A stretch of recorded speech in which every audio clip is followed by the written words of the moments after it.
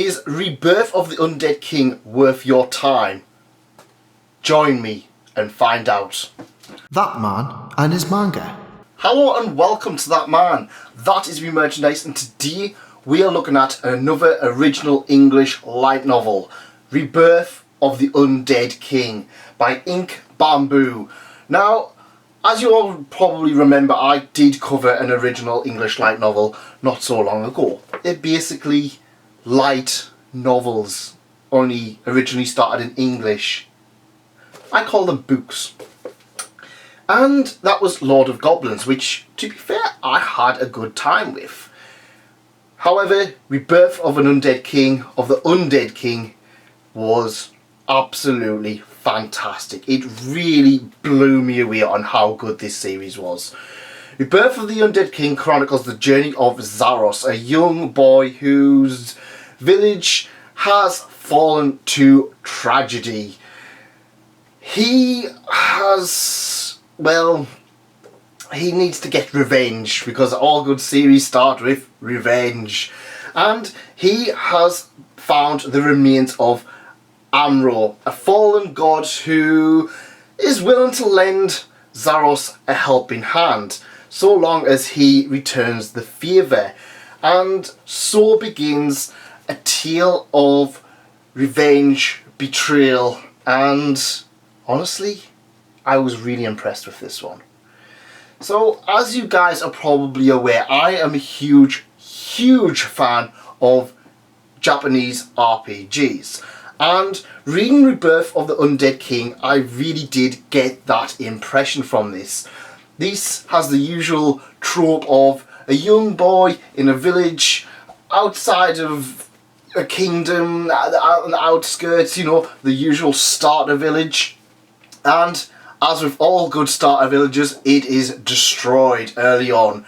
This gives the protagonist a reason to move forwards, a taste for revenge. This isn't your usual tale of an isekai where someone from another world's just plopped down and just was like, oh well, I've got no stakes in this, but I'll go in anyway. And I really appreciated that. This was an incredibly dark tale, and it was one that just had the pages turning. I was really engrossed in this one.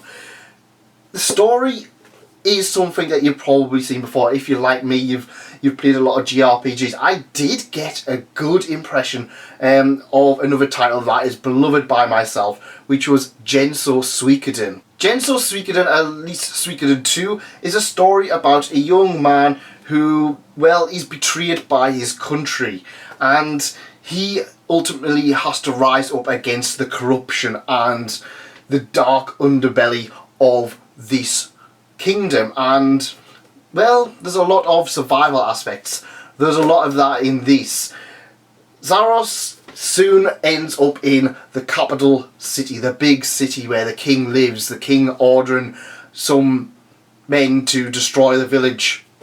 And Zaros quickly manages to take over the slums. That's right. So he's working from the bottom and he's going to get himself further and further to the top. And a lot of this volume takes place in that. The first few chapters set up the story rather well. We get a lot of we get introduction to Zaros, we get an introduction to Amro and a few of the other characters. And I really enjoyed the way it was set up. It felt very much unlike most of these isekai fantasy light novels that we are getting. However, it doesn't stray too far away that it's completely new territory. I did speak to Ink Bamboo about what inspired him, and he did admit that he was inspired by the Faraway Paladin, another fantastic series that I hear a lot of good things about, so maybe that will get a review up on that on the channel, because I do have that to review. So, overall, is Rebirth of the Undead King worth your time? Absolutely it is. If you are wanting to get into original English light novels, this is a fantastic start. It was really gripping, it was really engrossing from start to finish, and I'm really excited to read more of it. I certainly will be doing that in the near future once Volume 2 is being published. it is quite a dark series. It's one that I think that a lot of people are recommending. I've seen a lot of people refer to titles such as Overlord, but I'm going to go more with Faraway Paladin, as that's what they said inspired them. And like I said, if you are into JRPGs such as Gentle Suikoden 2 or Legend of Legia, that was another one which I remember having the village being destroyed and the whole tale of revenge and having to do all of this and that. We get a lot of series where they're kind of like that as well. Tales of Symphonia was another one where there's a corrupt kingdom trying to do this and that, even though that was designs or yeah. But Rebirth of an Undead King, it's dark, it's thrilling. I would really recommend it if you are into reading light novels. If you want to try your first original English light novel, I cannot recommend this one enough. But that's just my opinion. If you've read it, let me know in the comments. If you haven't, go check it out. I'll leave an Amazon link in the description so you can pick it up for yourselves. Thank you very much to Ink Bamboo for hooking me up with a review copy of this. And I will see you guys next time. Thank you for coming, and thanks again for staying. Goodbye.